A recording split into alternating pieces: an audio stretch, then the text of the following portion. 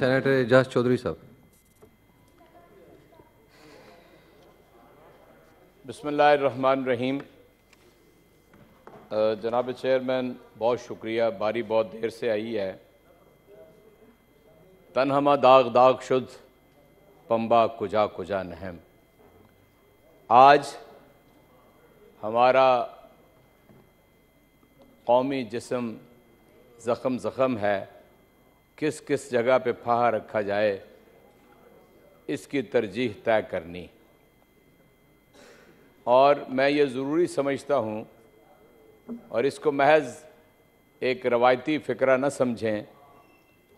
ہماری تعلیمات یہ ہیں کہ جب کوئی دکھ کا اور تکلیف کا کوئی سانحہ ہو جائے تو ہم پرسہ دیتے ہیں, ہم تعزیت کرتے ہیں, ہم اظہار افسوس کرتے ہیں, ہم اظہار ہمدردی کرتے ہیں.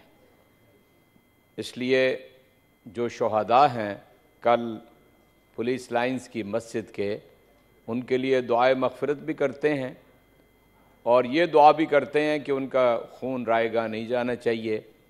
اللہ تعالیٰ ان کے خون کے صدقے اس قوم کو متحد بھی کر دے اور اس کی سمت بھی درست کر دے. اور اس کے جو لواحقین ہیں ان کے لیے پوری سوسائٹی یعنی معاشرہ وہ بھی ذمہ دار ہے اور حکومتیں بدرجہ اتم ذمہ دار ہیں. آج ساری گفتگو جو آج ایوان کے اندر ہوئی ہے وہ یہ ہوئی ہے کہ پاکستان کی کیا پالیسی ہے اور ہمارے پالیسی میں کیا خرابی ہے, جس کے نتیجے میں یہ دن ہمیں بار بار دیکھنا پڑتا ہے. اور یہ ایک ایسا یعنی زہر ہے کہ جو گھلتا ہی چلا جا رہا ہے اور اس میں کسی رکاوٹ کا امکان نہیں ہے.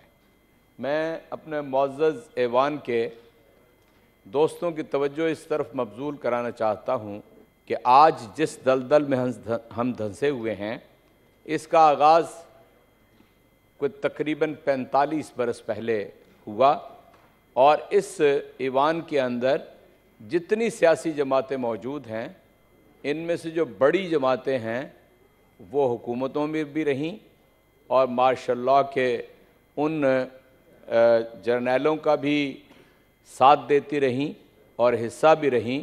البتہ تحریک انصاف بہت بعد میں معرض وجود میں آئی اور اس کے اوپر اتنی ذمہ داری نہیں ہے جتنی ذمہ داری اس وقت ٹریجری بینچ کے اوپر بیٹھی ہوئی بڑی پارٹیوں کی ہے.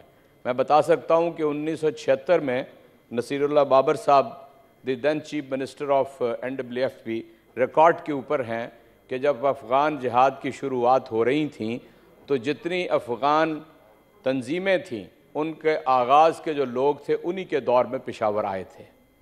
چنانچہ یہ جو اسٹریٹجک پارٹنرشپ کا اور اسٹریٹجک ڈیپتھ کا مسئلہ ہے یہ کوئی آج کا مسئلہ نہیں ہے. اس سب کو شیئر کرنا چاہیے. اور میں بحیثیت ایک طالب علم کے یہ جانتا ہوں اس بات کو کہ میں تو صرف وٹنس نہیں ہوں اس پالیسی کا بلکہ وکٹم بھی ہوں. اس پوری نسل کے جو ہماری نسل ہے اور ہمارے بعد آنے والی نسلیں ہیں ان کی ساری زندگی اس کے اندر برباد ہو گئی کہ ہم یہ کہا کرتے تھے پاکستان کے اندر کہ جناب روس جہاں گیا ہے کبھی واپس نہیں آیا ہے. روس گرم پانیوں تک جانا چاہتا ہے. روس توسیع پسندانہ عزائم رکھتا ہے اور امریکہ ہمیں یہ کہتا تھا کہ روس کو روک کے رکھنا افغانستان کے اندر اور افغانستان سے بے دخل کرنا یہ جہاد ہے. یہ ہم نے سیکھا, ہم نے پڑھا, اس کے اوپر عمل بھی کیا جتنی کوشش تھی ہماری اس وقت کی زندگی کے اندر. لیکن حالات نے اس بات کو ثابت کیا کہ یہ جو ہم امریکی جنگ کے اندر شامل ہوئے اس جنگ کے اندر ہمیں کون لے کر جاتا ہے. ہماری اسٹیبلشمنٹ کے علاوہ کیا یہ ان سیاستدانوں کے اندر قوت ہے کہ یہ کوئی پالیسی سازی کر سکیں؟ یہ یہاں پر بیٹھ کر ایک دوسرے کے اوپر الزام تراشی کر سکتے ہیں, غداری کا الزام لگا سکتے ہیں, جھوٹے پرچے درج کر سکتے ہیں, لیکن اسٹیبلشمنٹ کی آنکھوں میں آنکھیں ڈال کے بات کرنے کی صلاحیت ان میں سے کسی کی بھی نہیں ہے. چنانچہ ہم برباد ہو گئے. اس بات کے اوپر کہ امریکہ بہادر کا ڈالر آتا تھا اور یہاں ڈالروں کی ریل پیر ماشاء اللہ دوروں میں ہوئی ہے، بھوکوں مرے ہیں جب سیاستدان یہاں پہ حکمران تھے، اور اس ریل پیل کے نتیجے میں یعنی ہم نے اپنا پورا ملک برباد کرا لیا۔ ایک تخمینے کے مطابق سرکاری 125 بلین ڈالر کا پاکستان کا نقصان ہوا، 70,000 سے زائد پاکستانی اس لقمہ اجل بن گئے اس پالیسی کا، اور 5-6 ہزار ہماری پاک فوج کے جوان بلکہ جرنیل تک بھی اسی پالیسی کا یعنی لقمہ اجل ہو گئے۔ یہ اس پالیسی کا نتیجہ ہے کہ جیسے ہم افغان جہاد کہا کرتے تھے۔ اور یہ بات یہاں پر ہی بس نہیں ہوتی، بلکہ ہم نے سنا ہیلری کلنٹن کو لاہور کے گورنمنٹ کالج کے اندر اسٹوڈنٹ سے تقریر کرتے ہوئے کہ ہم یہاں پر ڈالرز دے رہے تھے، ہم انویسٹمنٹ کرتے تھے یہاں پر اس جنگ کو کرنے کی۔ لیکن اس کا ایک پہلو تو یہ ہے کہ کمیونسٹ روس کو روکنا تو جہاد تھا، اور ہم نے نقصانات اٹھا کے کیا، اور اس کے بعد ہم نے ایک دوسرا اس کی انتہا دیکھی، اور اس کی دوسری انتہا یہ تھی کہ چائنا کو ہم نے خود دعوت دی۔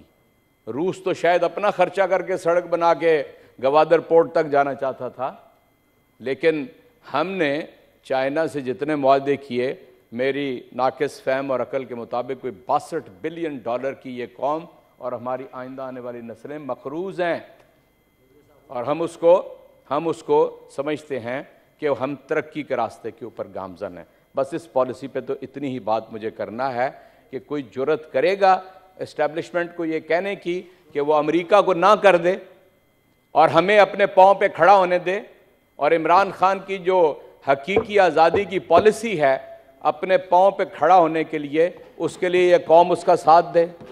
پہلی بات تو میں آپ سے یہ کرنا چاہتا ہوں، جب تک بیرونی مداخلت اس ملک کے اندر رہے گی اور جس کے نتیجے میں حاجی صاحب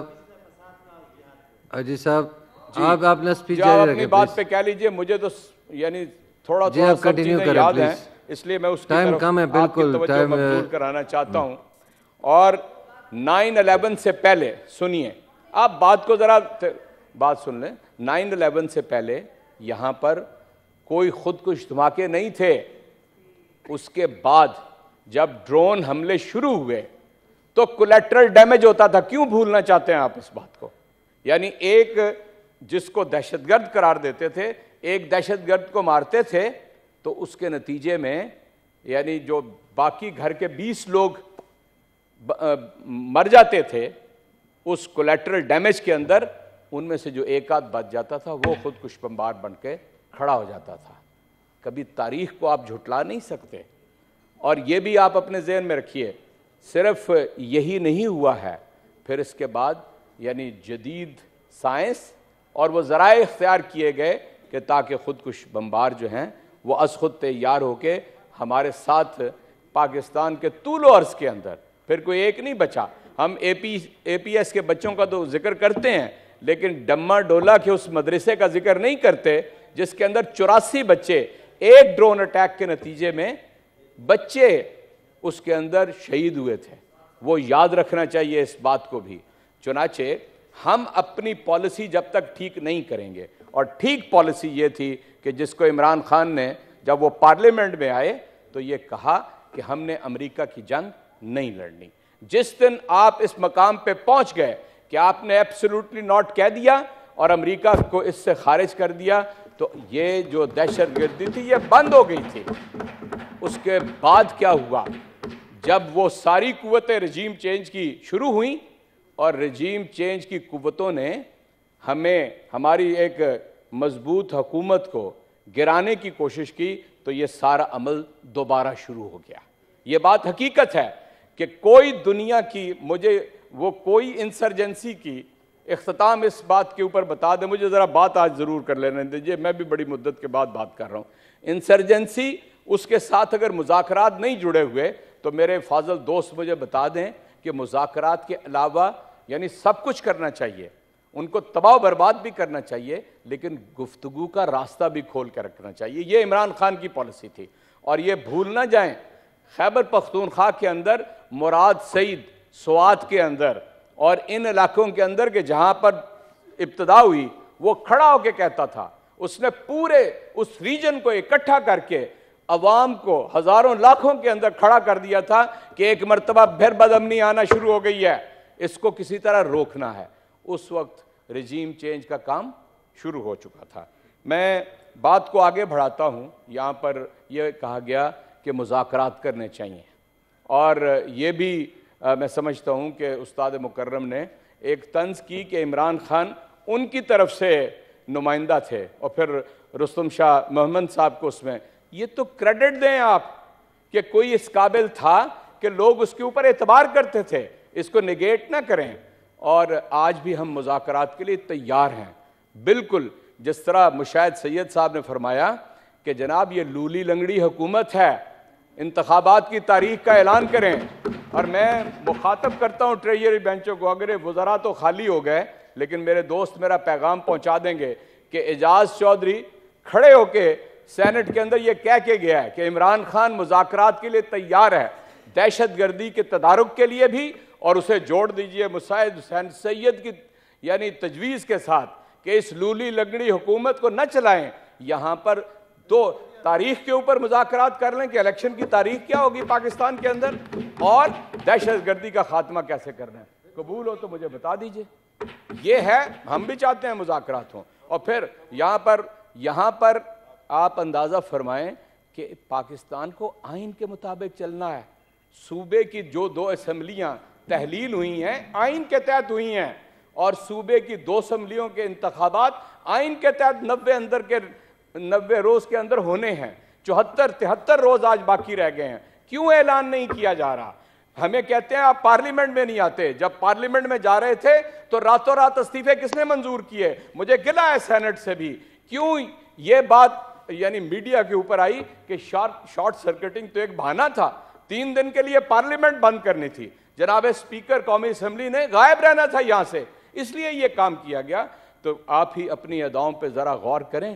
ہم اگر عرض کریں گے تو شکایت ہوگی. میں تو تیار ہوں, آپ کیجئے مذاکرات جو بھی کرنا چاہتے ہیں. کنکلوڈ کریں پلیز. پارلیمنٹ اور آئین کو کوئی راستہ, آپ کہتے ہیں نا انتخابات, ابھی کل وزیر یعنی نذیر طاہر صاحب نے فرمایا کہ یہاں معاشی بھی حالات خراب ہیں اور یہاں پر دہشت گردی بھی عین ممکن ہے کہ اس سے لمبا کر دیں. پوری امریکہ کی تاریخ کے اوپر نظر دوڑا کے دیکھ لیں, سول وار شروع تھی, لاکھوں لوگ اس کے اندر لقمہ اجل بن رہے تھے, انتخابات ہوئے. ہمارے ہمسائے ملک ایران کے اندر پوری پارلیمنٹ بھگ سے بم سے اڑا دی گئی, انتخابات ہوئے.